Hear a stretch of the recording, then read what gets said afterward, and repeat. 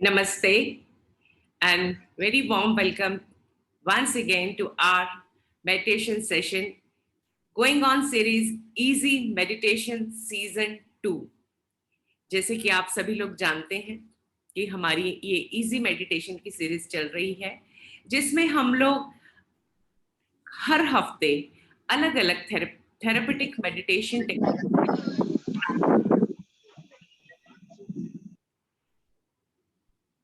बहुत से लोगों को फ्लायर मिला होगा, कुछ नए लोग होंगे जिन्हें फ्लायर नहीं मिला होगा। तो आज का हमारा जो मेडिटेशन सेशन है इनर कामनेस।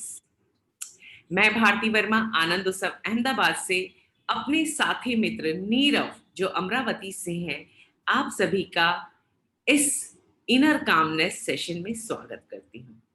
और उस सबसे पहले आप सभी को मित्रता दिवस की शुभकामनाएं। हालांकि ये एक यूं कहें कि एक संकेत है सिर्फ कि आज मित्रता दिवस है। हम जानते हैं कि जब मित्र मिल जाते हैं उस वक्त मित्रता दिवस ही हो जाता है। उसके लिए किसी खास ओकेजन या किसी खास तारीख या एक स्पेसिफिक डे की जरूरत नहीं होती कि अगस्त आएगा तभी हम मित्रता को सेलिब्रेट करेंगे। जहां चार यार मिल जाते हैं वहीं पर वो मित्रता दिवस कहो या मित्रता रात कहो या मित्रता के पल कहो, हो ही जाते हैं। जब वो हंसी के ठहाके, आपस की शेयरिंग, जो भी आपके मन में है, बहुत सी ऐसी बातें होती हैं जो हमें लगता है हम किसी से नहीं कह सकते, लेकिन एक मित्र के सामने हम अपना हृदय खोल के रख देते हैं। और वाकई मैं ये कहूंगी कि लकी हैं वो लोग जिनके पास ऐसे मित्र हैं जो बिना किसी जजमेंट के, बिना किसी अप्रीहेंशन के, बिना किसी ऑब्जर्वेशन कहिए या किसी भी तरीके के डिसेक्शन को करके आपको सिर्फ सुनते हैं। कोई सलाह नहीं देते, कोई कुछ कहते नहीं है कि तुम्हें बदलना चाहिए, तुम्हें ये करना चाहिए, तुम्हें वो नहीं करना चाहिए। तुम जैसे हो वैसे ही मेरे बहुत अच्छे मित्र हो, ऐसा कोई मित्र आपको जीवन में मिल जाता है तो वाकई जीवन और ज्यादा आनंदमय हो जाता है।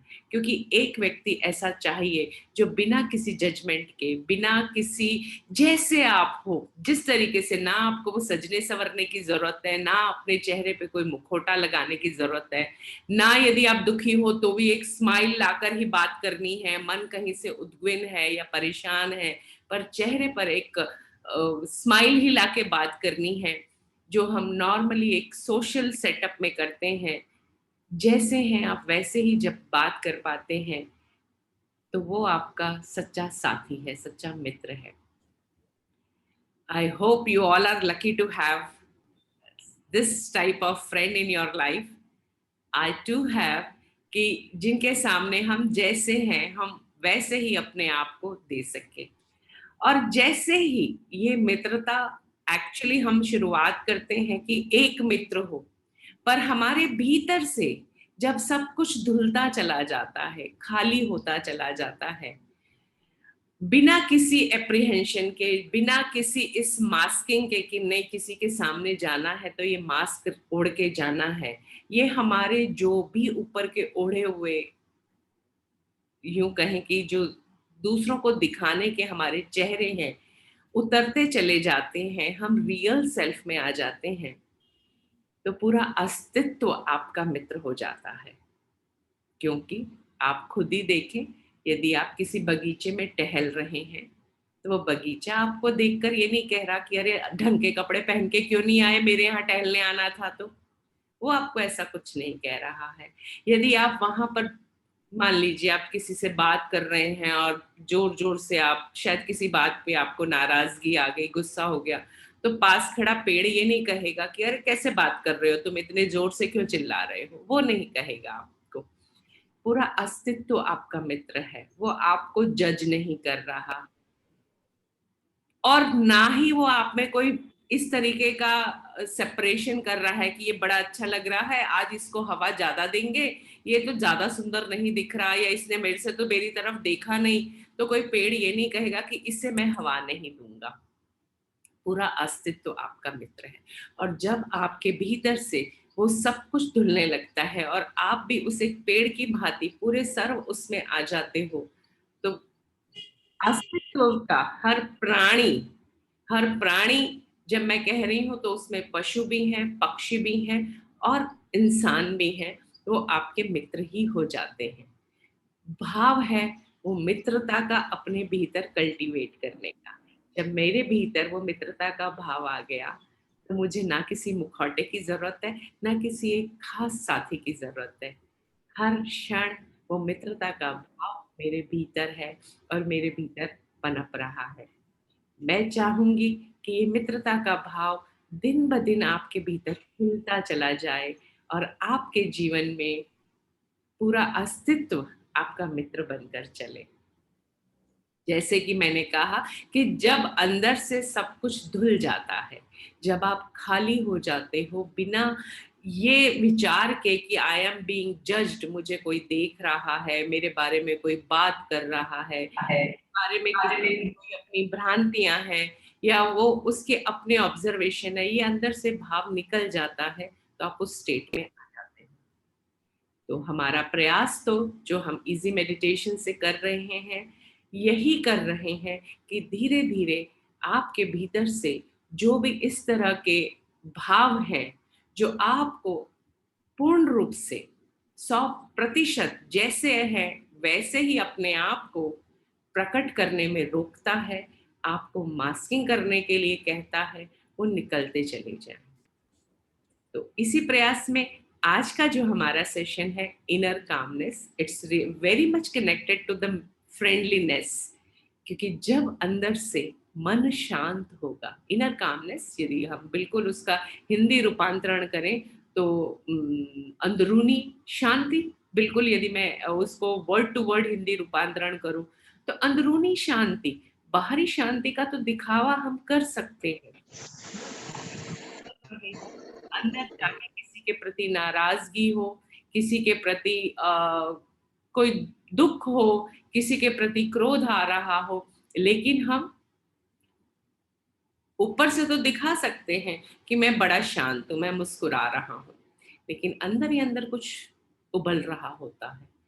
जब उन वो जो उबल रहा है, जो कुछ हो रहा है, वो क्लियर होता चला जाता है, वो साफ होता चला जाता है, तो अपने आप एक अंदरूनी शांति आने लगती है। अपने आप मन शांत होने लगता है। अपने आप किसी भी परिस्थिति में, किसी भी स्थिति में, किसी भी रिश्ते में मन उद्विग्न नहीं होता, मन शांत ही रहता है। तो आज का जो हमारा सेशन है, तो जैसे इनर कामनेस की बात करें तो सबसे पहले हम मन की शांति के लिए क्या जरूरी है, क्या खाली होना चाहिए, क्या हटना चाहिए, तो सबसे अधिक जो इसको प्रभावित करता है वो है एंगर, क्रोध। क्रोध, एंगर यदि हम कहें तो ये किसी के भी प्रति हो सकता है, अपने रिश्तों के प्रति, किसी सिचुएशन के प्रति, समाज के प्रति, सरकार के प्रति, देश के प्रति, खुद के प्रति भी हो सकता है। कितनी बार हमें स्वयं पर भी गुस्सा आ जाता है, मैंने ऐसा क्यों नहीं किया या मैंने ऐसा क्यों किया, and you feel so angry for your own self. अब जानने की जरूरत है पहले तो इन कारणों को, मुझे गुस्सा आता ही क्यों है।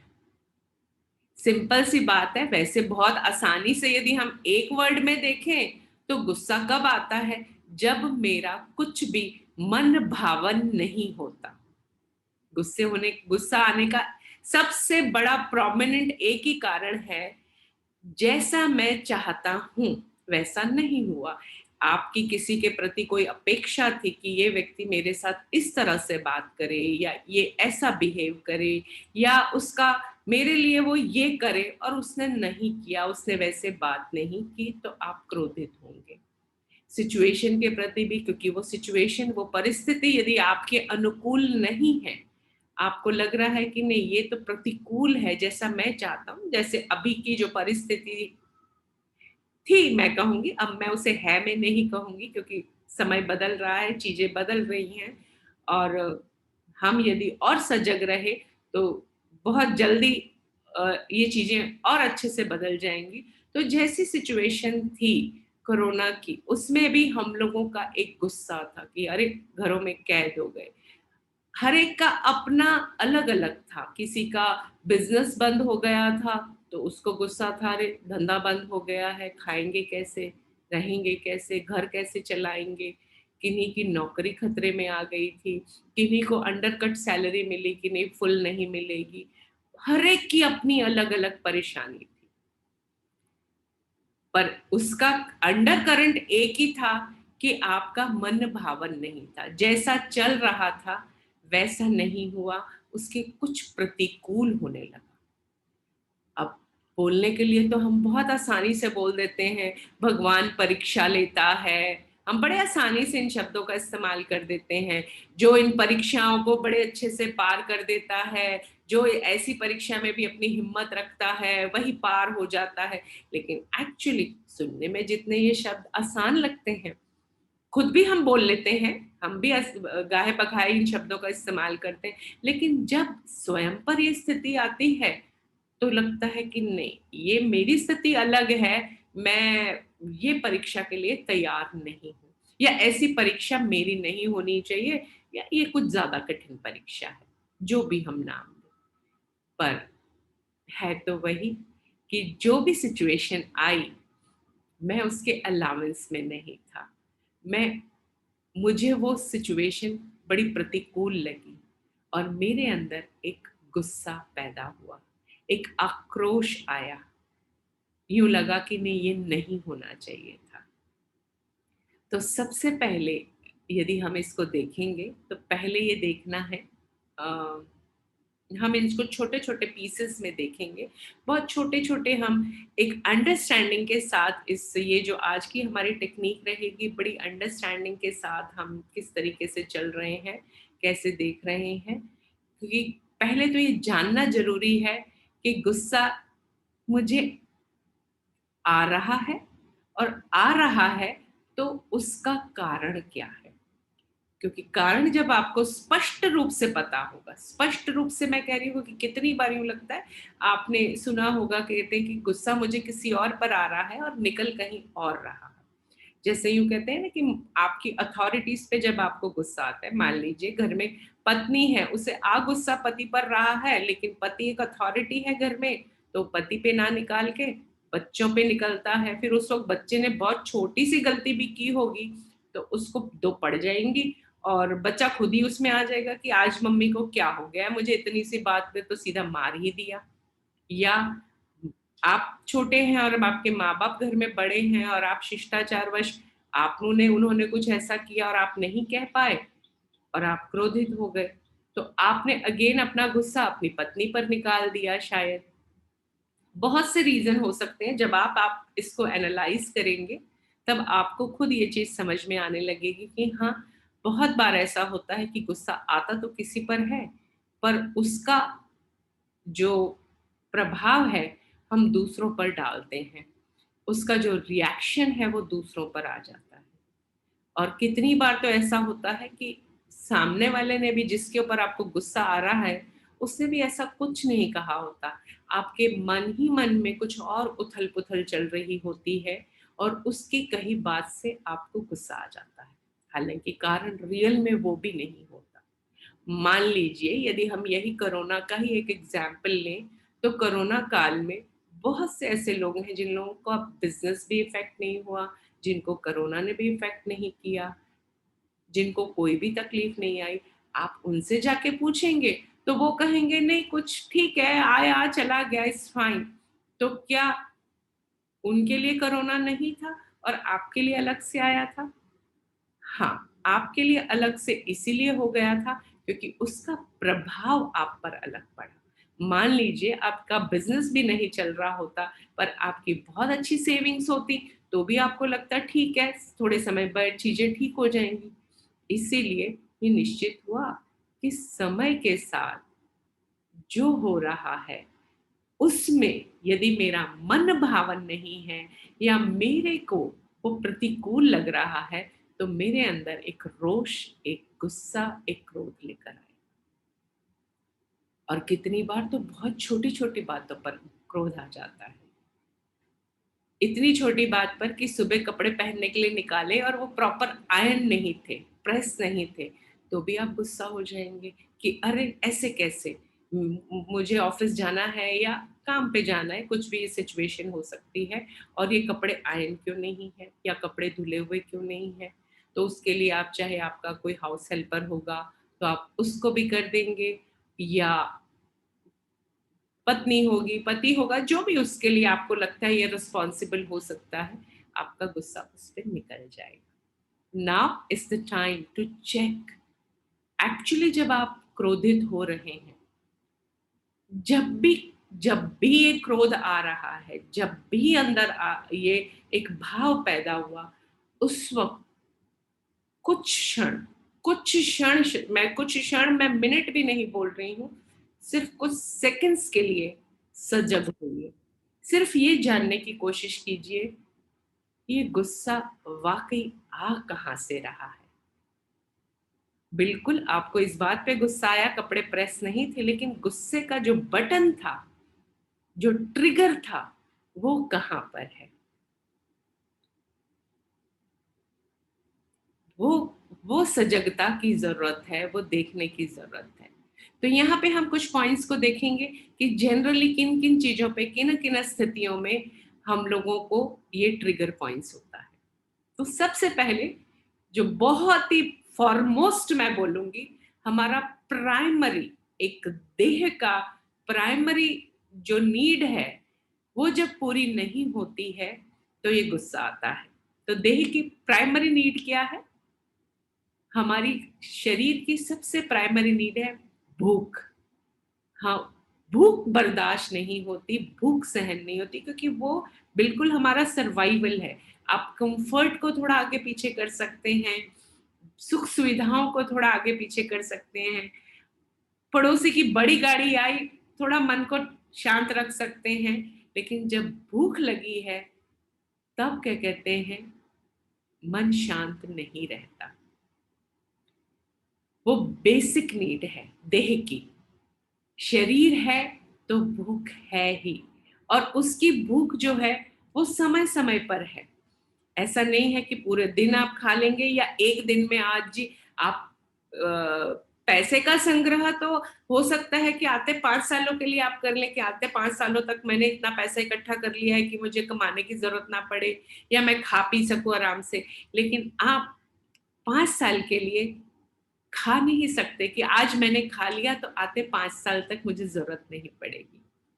ये डे टू डे है, डे टू डे भी मैं नहीं कहूँगी, आवरली है। सुबह खाया तो रात को फिर भूख लगेगी, रात को खा लिया तो सुबह फिर लगेगी।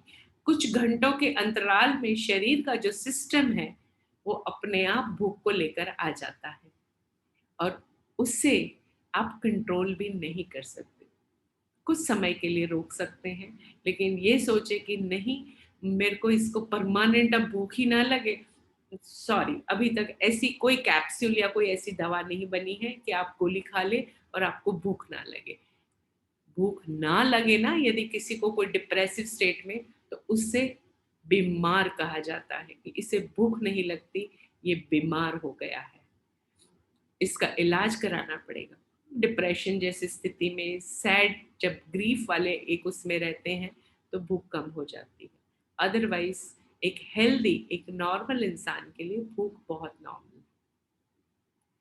तो जब भी आपको गुस्सा आया, so I would say just close your eyes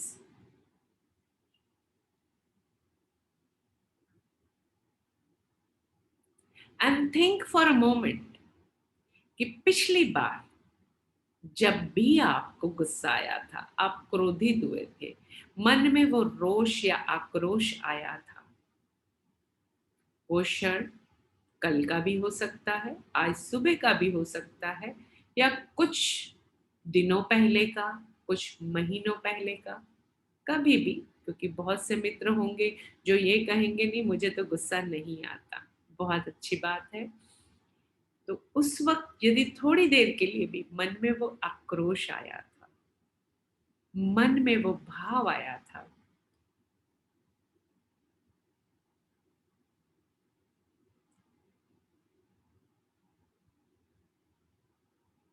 क्या उस वक्त आप भूखे थे? Were you hungry at that moment? क्योंकि बहुत से लोगों के लिए जब भूख बर्दाश्त नहीं होती और उस वक्त कुछ कह दिया जाता है, बात बहुत छोटी सी होती है, ट्रिगर पॉइंट होता है कि भूख लगी है, खाना चाहिए, लेकिन सामने जो व्यक्ति है शायद आप उसे ये नहीं कह सकते कि, और आपको भी कितनी बार वो सजगता नहीं है कि मुझे भूख की वजह से ये गुस्सा आ रहा है, तो आप क्रोधित हो जाते हैं। और कितनी बार ऐसी स्थिति भी आती है कि आप भूखे थे, आंखें बंद रखते हुए भीतर ही भीतर इसका अवलोकन करें। जब आप भूखे थे पर आपको कोई काम करना पड़ा और आपने अपनी हंगर को सप्रेस किया, उसकी भूख को आपने दबाया कि नहीं अभी ये काम करना जरूरी है, खाना मैं बाद में खा लूंगा।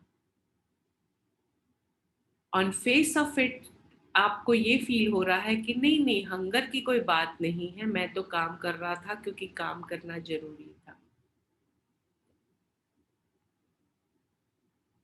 पर हुआ ये कि जब आपने खाना नहीं खाया तो शरीर तो है ही, इवन आपका ब्रेन, जिसके साथ शरीर और मन और आपका दिमाग, तीनों को जोड़ से आप तीनों को जोड़कर आप काम कर रहे थे, उसमें वो न्यूट्रिशन डेफिशिएंसी आ गई।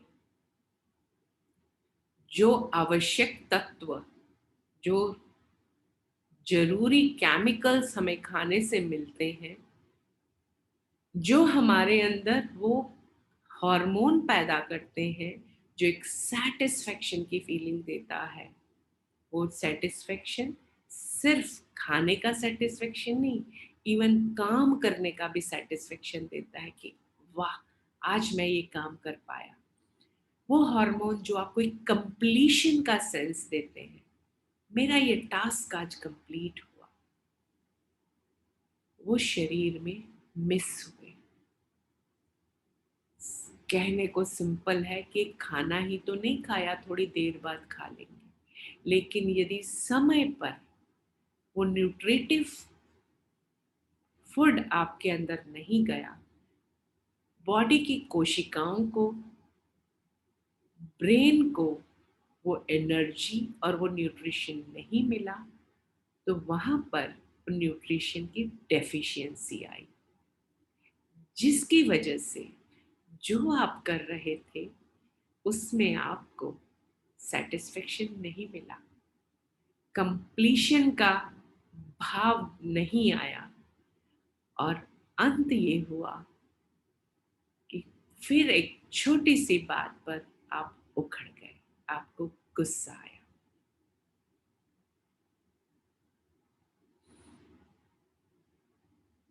सो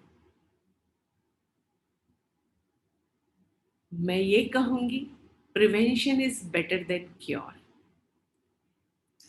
पहले तो ये हो सकता है कि मैं ये कहूँ कि अगली बार जब आपको गुस्सा आए तो ये देखना कि कहीं आप भूखे तो नहीं हैं, तो पहले शरीर को पोषण दे लेना। और उससे पहले मैं कहूँगी, जैसे मैंने कहा prevention is better than cure, अपने शरीर को तंदुरुस्त बनाए रखने के लिए समय समय पर न्यूट्रिटिव फूड, वो न्यूट्रिशन भी पूरा जाना चाहिए। ऐसा नहीं कि एक चिप्स का पैकेट पकड़ लिया और चाय की प्याली ले ली और बस थोड़ा सा कुछ मंचिंग करके काम कंप्लीट कर देते हैं। चिप्स आपको वो न्यूट्रिशन नहीं देता, जिसलिए भीतर ही भीतर वो डेफिशिएंसी क्रिएट होती चली जाती है, जो आपके गुस्से का कारण बन सकती है।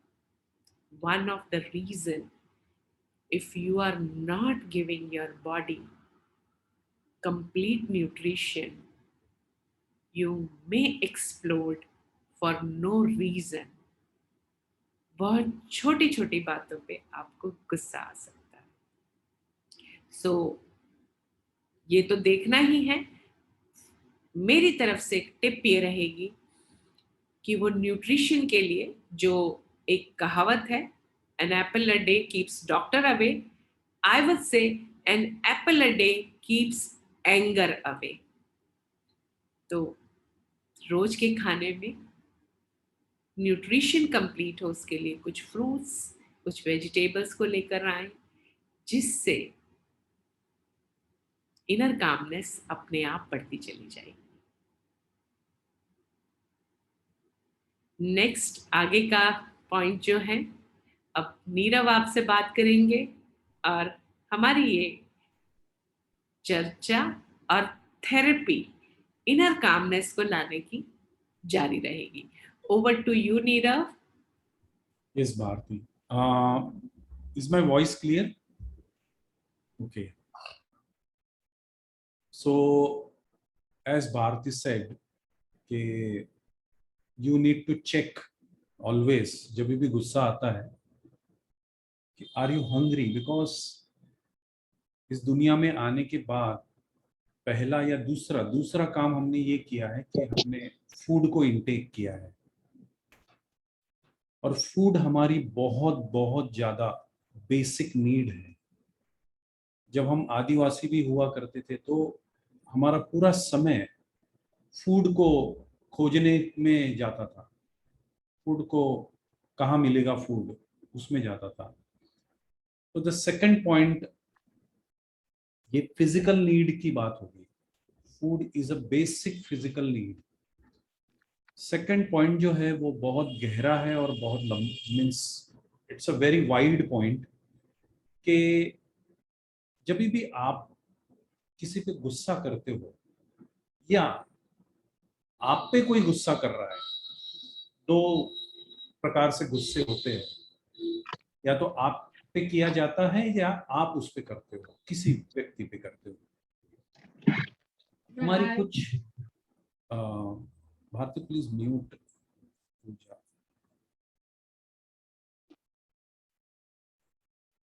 हमारी कुछ इमोशनल नीड्स होती है.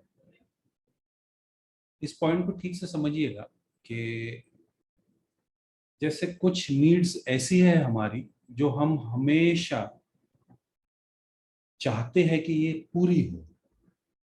जैसे नीड ऑफ लव, हम हमेशा ये चाहते हैं कि कोई ना कोई हमसे प्यार करे. हमेशा हम अच्छे सुंदर कपड़े भी इसके लिए पहनते हैं कि लोग हमें देखें, हमसे प्यार करें, है ना. हम कुछ ऐसा भी बोलते हैं, हम भोजन भी ऐसा बनाते हैं कि सब लोग ऐसा ऐसा भाव मेरे प्रति उत्पन्न करे कि he is the most lovable person.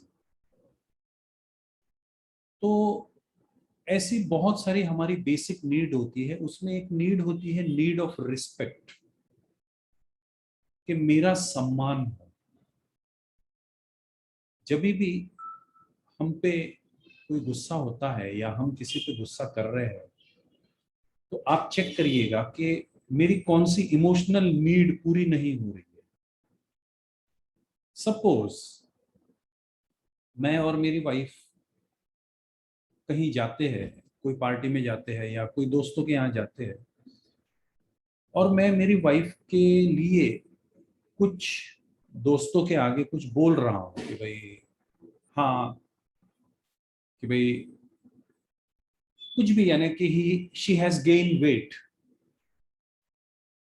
है ना. अगर मैं ऐसा बोल रहा हूं तो मैं उसकी एक नीड को वॉयलेट कर रहा हूं, जिसका नाम है नीड ऑफ रिस्पेक्ट. मैंने वो नीड ऑफ रिस्पेक्ट वॉयलेट कर दिया. जब भी आप पे या आप किसी पे गुस्सा करो, पॉइंट यही है कि आपको चेक करना है कि मेरी कौन सी नीड वॉयलेट हो रही है. और जो नीड आपकी वॉयलेट हो रही है, स्पिरिचुअल लाइफ में अगर आप हो, देखिए हम सब एक स्पिरिचुअल लाइफ में है, हम सब नॉर्मल लोग नहीं है, है ना. थोड़ा सा हमने हमारा जो जीने का जो स्तर है वो ऊपर उठा लिया है, और हमारी हमेशा ये ध्येय है हमारा कि हम प्रोग्रेस करें ऊपर, है ना। बहुत सारे ऐसे लोग हैं जो ओशो से संबंधित है यहाँ पे। तो अगर आप रोज स्पिरिचुअलिटी में प्रोग्रेस करना चाहते हो तो स्वयं पे काम करना बहुत जरूरी है। आपको ये देखना है कि आपके ट्रिगर्स क्या है। सिर्फ मेडिटेशन करने से आप कुछ भी नहीं पालोगे। सिर्फ मेडिटेशन, मैं सिर्फ बोल रहा हूँ, you need to encounter yourself also, क्योंकि मैं कहाँ पे मेरा ट्रिगर पॉइंट आ रहा है, कहाँ पे मैं एकदम भड़क जाता हूँ, कौन सी मेरी नीड है, मेरा भड़कने का कारण कौन सा है, कि मेरी कौन सी ऐसी नीड है जो वायलेट हो रही है, मेरी कौन सी नीड है जो पूरी नहीं हो रही है।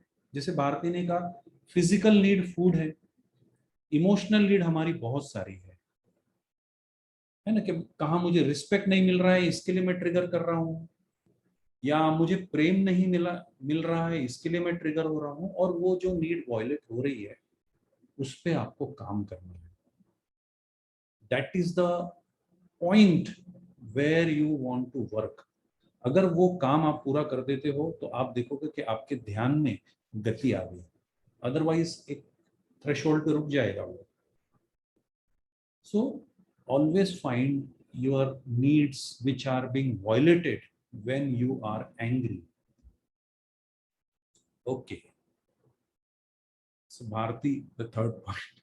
Yes, yes. सो ज़्यादा अब इसके ऊपर, क्योंकि ये बहुत लंबा सब्जेक्ट है, इसके ऊपर यदि हम पॉइंट्स में बात करेंगे तो there are many points. maybe in some of our upcoming workshops we will take these all these points, पर आज हम पहले एक और छोटा सा प्रयोग करेंगे। एक सिंपल सी बात है, जब आप लोग आप में से हर एक ने ऐसा मैं मानती हूँ 99.9% जितने भी लोग हैं यहाँ पर, उन्होंने कभी ना कभी जीवन में गुस्से का अनुभव किया होगा। ऐसा व्यक्ति खोजना बहुत मुश्किल है जो ये कहे कि नहीं, मुझे जीवन में कभी भी गुस्सा नहीं आया। आप में से कोई ऐसा लकी है जो ये कह सकता है, तो I would really appreciate to know कि आप में से कोई मुझे यदि बताना चाहे कि यस, मेरी जो भी अभी तक की जर्नी रही बचपन से लेकर अभी तक, कभी भी एक बार भी मैंने गुस्सा नहीं किया। एनीबडी, कोई रेज हैंड कर सकता है अपना? Anybody would like to raise hand saying that कि मेरे को जीवन में कभी गुस्सा नहीं आया? So no one, and it's okay. So don't feel like अच्छा मतलब मुझे गुस्सा आता है तो मैं बड़ा गुस्से वाला हूं, तो मेरे अंदर कोई विकार है। No, it's okay. जैसा मैंने कहा कि जीवन में कुछ मन भावन नहीं होता, तो ये रोष आना स्वाभाविक है किसी के भी प्रति। वो व्यक्ति हो सकता है, सिचुएशन हो सकती है, किसी और के प्रति ना हो तो स्वयं के प्रति भी हो सकता है, एंड दैट्स कंप्लीटली ओके। हमें उसको ये नहीं देखना है कि हाँ कि अरे मैंने क्यों गुस्सा किया। फाइन। सबसे पहली चीज है उसे एक्नॉलेज। जब आप एक्नॉलेज करते हो तो कम से कम आपके पास एक एक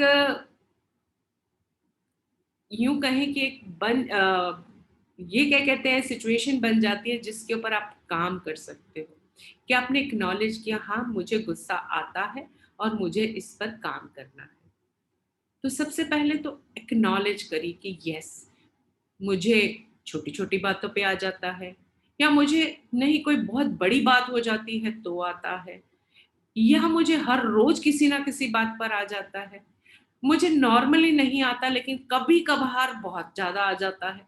इट्स ओके। यदि रोज आता है तो भी ओके है, कभी कभार आता है तो भी ओके है। ऐसा कुछ नहीं है कि नहीं, जिसको रोज आता है वो तो बहुत ही बुरा व्यक्ति है, या जिसे कभी कभी आता है वो बहुत अच्छा व्यक्ति है। हम सभी लोग इस यात्रा पर हैं। हम सभी लोग धीरे धीरे अपने अंदर से जो विकार है या जो हमारे भीतर की अशांति है, हम उसे क्लियर कर रहे हैं। आप, मैं फिर भी कहूंगी, बधाई के पात्र हैं कि कम से कम आपने इस राह को तो चुना है कि मैं देखूं इसको और इस पर काम कर सकूं। बहुत से अभागे लोग हैं जिन्हें ये समझ भी नहीं है कि हाँ, ऐसा कुछ है जिस पे काम करने की ज़रूरत है। वो कहते हैं तो स्वाभाविक है, इस पे क्या, इसको थोड़ी ना कर सकते हैं। ज़्यादा से ज़्यादा हमें जो सिखाया जाता है, वो ये सिखाया जाता है कंट्रोल करो, गुस्से को कंट्रोल करो। तो होता क्या है, हम गुस्से को यदि किसी और के ऊपर आया है, तो हम एक मास्क कर देते हैं और उसमें भी ये स्पेसिफिकली इससे आप मैं सभी को ज़रूर कहूँगी क्योंकि मेडिटेशन के लिए आप लोग आए हैं, तो मैं मान के ही चल रही हूँ कि आप अपने स्पिरिचुअल जर्नी पर हैं। स्पिरिचुअल जर्नी, अध्यात्म की जर्नी, अध्यात्म मतलब अपने अपनी आत्मा को जानने की यात्रा। स्पिरिचुअलिटी ये स्पिरिचुअल जो वैनिटी क्रिएट हो जाती है जिसमें हम लोग अंदर ही अंदर भले उबल रहे हो लेकिन ऊपर से अपने आप को बहुत शांत दिखाते हैं। हमें यूँ लगता है नहीं किसी को पता नहीं चलना चाहिए कि मेरे अंदर गुस्सा है। अरे मैं तो स्पिरिचुअल हूँ, मेरे भीतर कैसे गुस्सा हो सकता है? मैं कैसे किसी को बता सकता हूँ कि मुझे गुस्सा आ रहा है? तो हम एक मुखौटा ओढ़ लेते हैं, पर अंदर ही अंदर तो उबल रहे हैं, पर वो हम किसी को बता नहीं रहे। ये और भी ज़्यादा खतरनाक स्थिति है। कम से कम जिसने बाहर निकाल दिया, वो कम से कम शरीर में और मन में होने वाले रोगों से बच गया। पर यदि आपने इसे सप्रेस कर दिया, कंट्रोल कर लिया कि नहीं कंट्रोल करना है, सिखाया यही गया ना, गुस्से को कंट्रोल करो, गुस्से को कंट्रोल करो, अपनी नीड्स को कंट्रोल करो। तो ऐसे में वो अंदर वो सप्रेशन अंदर ही अंदर आपको कहीं ना कहीं रोग के रूप में व्यक्त होने लगता है। अब वापस मैं उसमें आऊंगी कि जब आपने कभी भी गुस्सा किया, तो सबसे पहले गुस्से में क्या होता है? दो चीजें होती हैं। यदि आप उसे प्रकट कर रहे हैं तो आपकी आवाज बढ़ जाती है। जैसे नीरव ने कहा कि हमारी जो इमोशनल नीड्स भी कंप्लीट नहीं होती हैं, तो हमें लगता है शायद मैं ऊंचा बोलूंगा तो कोई सुन लेगा। मुझे कोई सुन नहीं रहा था, तो अब मैं अपनी वॉइस रेज करूं, मेरी आवाज ऊंची हो तो लोग मुझे सुने, उन्हें समझ में आए कि मेरी क्या जरूरत है, व्हाट इज माई नीड। मुझे कोई सुन नहीं रहा है, I am not being heard. अब वापस उसको लेके आए कि वॉइस रेज होने के साथ साथ दूसरी चीज क्या होती है। यदि हम देह में देखें उसे, तो ये सारा जो गुस्सा है, क्योंकि वॉइस रेज हो रही है और उसे कंट्रोल आप कर रहे हैं, तो यहाँ पर सारा ये जो एंगर है या जो भी ये सप्रेशन सारा आपके जबड़ों पर आता है। यहाँ ये जो टेम्पोरल यहाँ पे जॉइंट्स रहते हैं, मेंटो ये इसको बोलते हैं टेम्पोरल, इसको मैंडिबुलर टेम्पोरल जॉस का जो ये हिस्सा है, सारा गुस्सा यहाँ पर इकट्ठा होता है। वो सारा जो है ना, आपने जिस किसी को देखा होगा जो बहुत ज्यादा गुस्से में हो जाता है, आक्रामक से हो जाते हैं, उनकी मुट्ठियां यूं दूसरा जो होता है मुट्ठियों से आप करते हो, आपकी मुट्ठियां भिज जाती हैं, जबड़े यूं होने ना, यू क्लेंच, यूं यहाँ पर सारा आ जाता है। तो इसको रिलीज करना है और यहाँ से रिलीज करना है जो ऑलरेडी प्रकट हुआ था और यहाँ पर इकट्ठा हो गया है, पूरा निकल नहीं पाया है, सो कॉल्ड कंट्रोल किया गया है। उसे करने का बहुत आसान तरीका है, हम बहुत बार इसकी प्रैक्टिस करते हैं, पर यदि इसको आपने रेगुलर में प्रैक्टिस करना चालू किया, तीन चीजें, पहली जो हमने बताई कि फिजिकल नीड, यानी आपने अपनी बॉडी को वो न्यूट्रिएंट्स दिए जो एक सेटिस्फेक्शन कंप्लीशन वाली फीलिंग दे, तो हर स्थिति में वो अलाउंस बना रहेगा। दूसरी, आपकी इमोशनल नीड्स यदि फिलफिल हो रही हैं तो नहीं होगा। तीसरी ये प्रैक्टिस कि यदि कहीं पे कंट्रोल पुराना किया था, एक्सप्रेस नहीं किया था, तो उससे रोज की प्रैक्टिस में आप क्लियर कर दें। तो कैसे करना है उसको, बहुत सिंपल तरीका है, हम अभी करेंगे। आंखें खुली रखना चाहें खुली रखें, बंद रखना चाहें बंद रखें। सिंपल आपको करना है, पहले मुट्ठियों को जोर से भींचे, इस दांतों को भी जोर से भीड़े नहीं, जैसे बहुत गुस्सा आ रहा है आपको, you are so angry, very much angry, you just want to explode, it's like high time, I can't control it, and release. छोड़ दे, हथेलियों को खुला छोड़ दे, जॉस को, जबड़ों को ढीला छोड़ दे। फिर से एक बार, again, clench your fist, clench your jaws,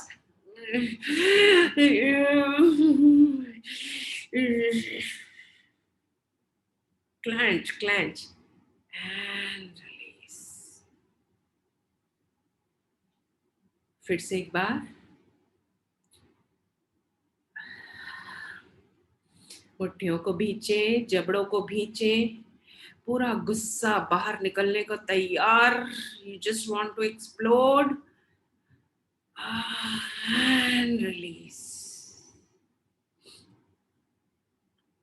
one more time, फिर से एक बार, मुट्ठियों को भींचा, जबड़ों को भींचा। कोई स्थिति याद करना चाहें कि किस स्थिति पर आपको बहुत गुस्सा आया था और आपने कंट्रोल किया था, उस स्थिति को याद करते हुए, एंड रिलीज। एक बार फिर से, yes yes yes, and release. और अब इसी के साथ जिसके प्रति गुस्सा आया था उसको, यदि आप अकेले कमरे में बैठे हैं तो किसी भी लैंग्वेज में, अदरवाइज अनर्गल की सांप कोई आसपास है तो उसे ना समझ में आए, आपको जो कहना है, जैसे कि आप कहना चाहते हो मैं तो सही था, तुम गलत हो, तुमने ये क्यों किया मेरे साथ, या मुझे बड़ा गुस्सा आ रहा है तुम पे, मन कर रहा है थप्पड़ लगा दूं, कोई गाली आ रही है मुंह पे, जो भी आ रहा है, कंट्रोल नहीं करना। एंड ऐसी मुट्ठियों को भींचे हुए, एक्सप्रेशन देते हुए, जस्ट थ्रो इट।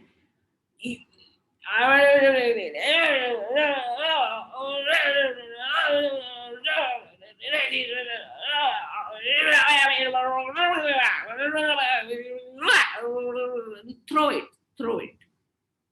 जो भी गुस्सा अंदर दबा हुआ है, थ्रो इट। जिसके प्रति है उस व्यक्ति को सामने विजुलाइज करके करना है तो भी आप कर सकते हैं, not like that because nobody is seeing आप किसे विजुलाइज कर रहे हैं। You can visualise, you can just slap the person, क्योंकि ये चाहते वाली फीलिंग तो अंदर आ ही गई थी, उसे दबा दिया था, उसको निकाल दो, मार दो चाटा, गाली मुंह पे आई थी, गाली को पियो मत, निकाल दो, खाली कर दो, give it, give it, give out, निकाल दो, कुछ क्षणों के लिए इसे निकाल दो। ऐसी भाषा जो आसपास कोई है तो उसे समझ में ना आए, just release it, just release it. उस गाली को पीना नहीं है, उस गुस्से को पीना नहीं है। कुछ भी अंदर पिया तो वो शरीर में विकार लाएगा, मन में विकार लाएगा। किसी व्यक्ति के प्रति है, उसे विजुलाइज करके उसे कर दीजिए कुछ क्षणों के लिए, बिल्कुल।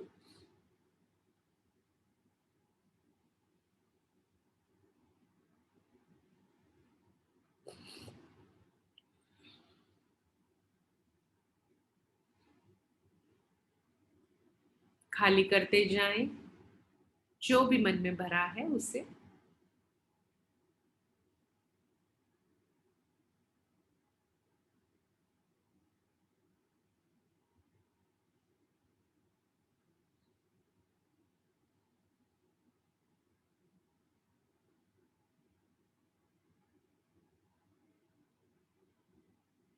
रिलीज।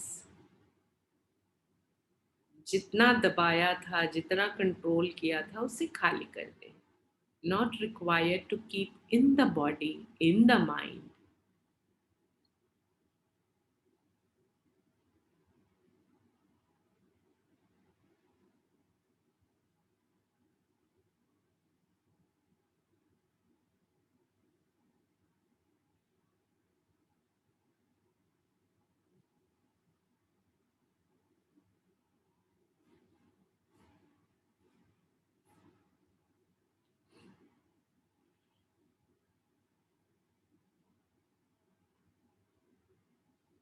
Release, release.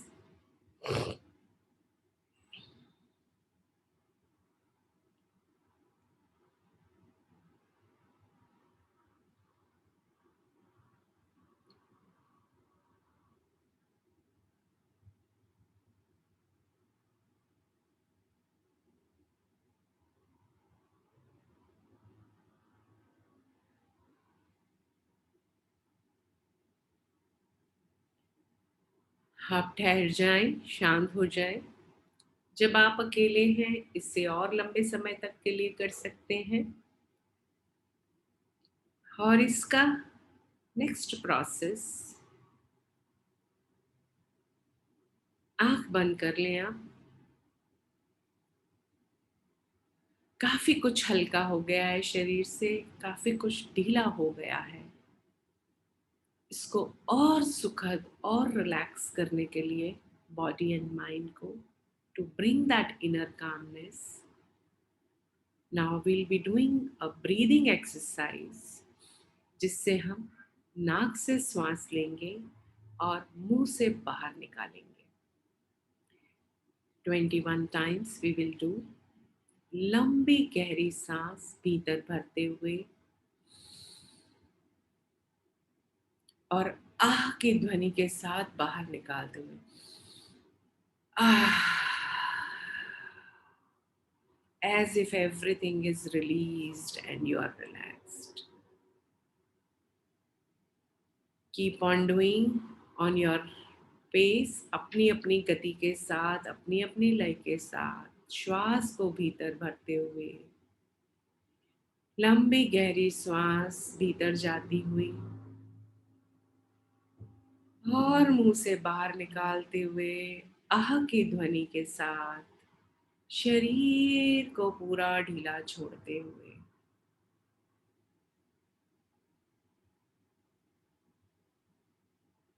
हर बाहर जाती हुई श्वास शरीर को और सुखद और ढीला कर रही है।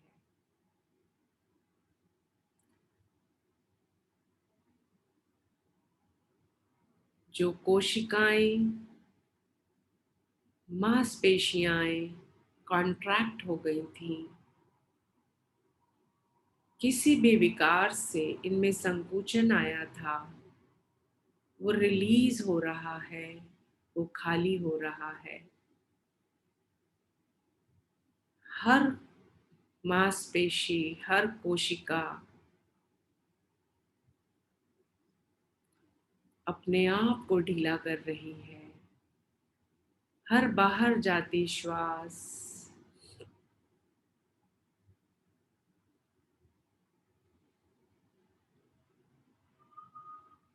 शरीर को और ढीला और सुखद,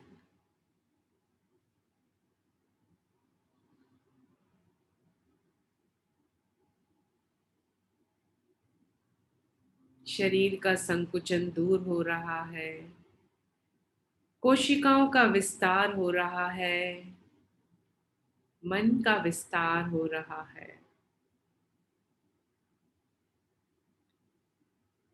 मन शांति को अनुभव कर रहा है।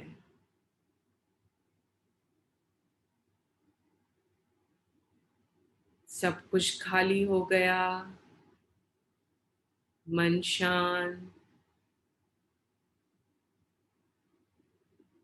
पूर्ण रूप से विस्तृत, असीम शांति।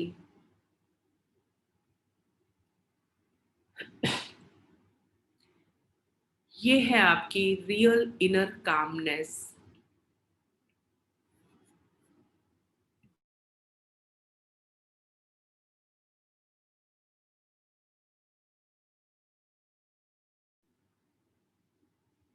आपकी अंदरूनी शांति जो आपके साथ सदैव से है। बाहरी परिस्थितियों ने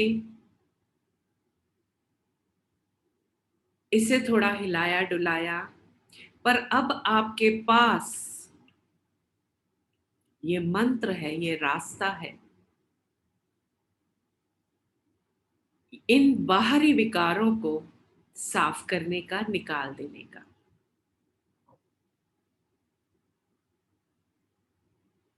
अगले कुछ दिनों के लिए इसका नियमित प्रयोग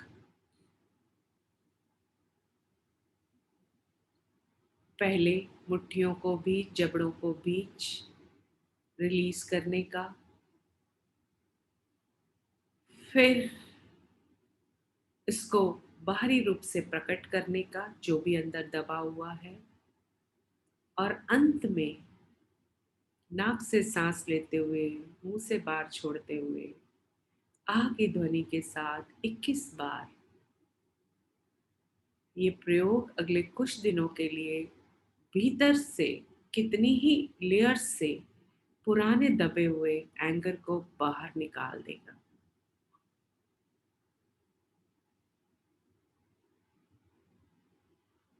और मन इस असीम शांति का, इस आंतरिक शांति का अनुभव करेगा जो सदैव आपके साथ है, जो आपका अविभाजित हिस्सा है।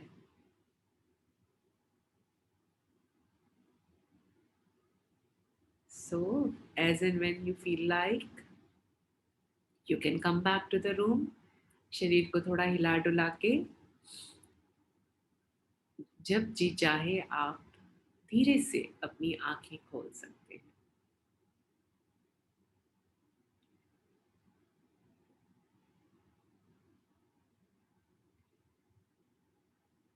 And you can share now what is the feeling, how you are feeling now.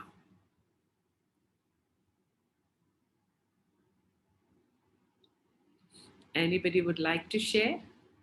Yes, Priyavadan ji.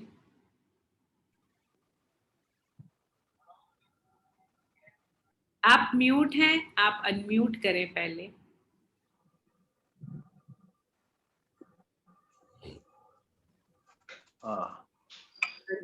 It's a very nice experience. Thank you. Thank you for participating. Thank you for joining. Yes, Nitesh ji,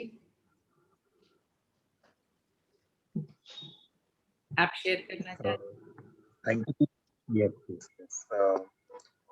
Very, very nice experience, very surreal. I can actually feel the difference in my body. And it was wonderful to hear you and Neerav ji. And very basic points, but हमने कभी सोचा नहीं, मैंने तो नहीं सोचा. But now it gives me a different perspective. And thank you so much. Thank you. Thank you for sharing. ये आपने बहुत अच्छी बात कही। एक्चुअली में ऐसा ही है कि चीज़ें तो बहुत छोटी छोटी होती हैं। माइंड को लगता है कि नहीं बहुत कॉम्प्लेक्स होगा, बहुत ही ऐसा घुमावदार या कुछ वैसे वाला मेडिटेशन होगा या कुछ ऐसी थेरेपेटिक चीज़ें होंगी तो ज़्यादा गहराई से समझ में आएंगी। जितना सिंपल, जितना सरल होगा उतना अधिक प्रभावशाली होगा। और हम हमेशा से कहते हैं नया कुछ भी नहीं है, ये सब कुछ आप जानते हैं, सब कुछ आपको पता है। हम सिर्फ उसको वापस से रिकैप करके आपको याद दिला रहे हैं। It is just a remembrance of all what you know, nothing else. कुछ नया नहीं दे रहे, हमारे पास कुछ नया नहीं है, वही सब कुछ है जो आप जानते हो, जो आपको पता है, पर कुछ भूला बिसरा हो गया है तो उसे याद दिला रहे हैं। That's what we are doing. Thank you for sharing. Yes, anybody else would like to share?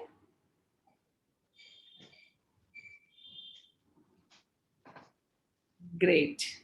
तो आज का सेशन हम यहीं पर समाप्त करते हैं। अगले संडे फिर से मिलेंगे कुछ और नए थेरेपेटिक सेशंस के साथ। जुड़ते रहिए, मिलते रहिए। आप सभी का बहुत बहुत धन्यवाद इस स्पेस में अपनी एनर्जीज को कंट्रीब्यूट करने के लिए। आपका जुड़ना हमारे लिए सौभाग्यशाली है। जैसे कि हमेशा से मैं कहती हूँ, अपने अनुभवों को ग्रुप में जरूर लिखें, लोगों को इंस्पायर करें, लोगों को बताएं इसके बारे में। जितना ज़्यादा लोग जुड़ेंगे उतना ज्यादा इस पृथ्वी पर, इस संसार से जिस शांति को हम चाहते हैं, क्योंकि आज यदि मैं सोचूं मैंने मेरे पे काम कर लिया, पर मुझे लगता है कि नहीं, मेरे घर में हाँ मेरे भाई को भी बड़ा गुस्सा आता है या मेरे माता पिता को गुस्सा आता है, हो सकता है आप डायरेक्ट अपने भाई बहन को बोलें या माता पिता को या किसी भी अपने परिचित को, तो वो आपकी बात शायद ना माने, आपको लगेगा नहीं मेरी बात नहीं मानते हैं, मैं तो बोलता हूँ।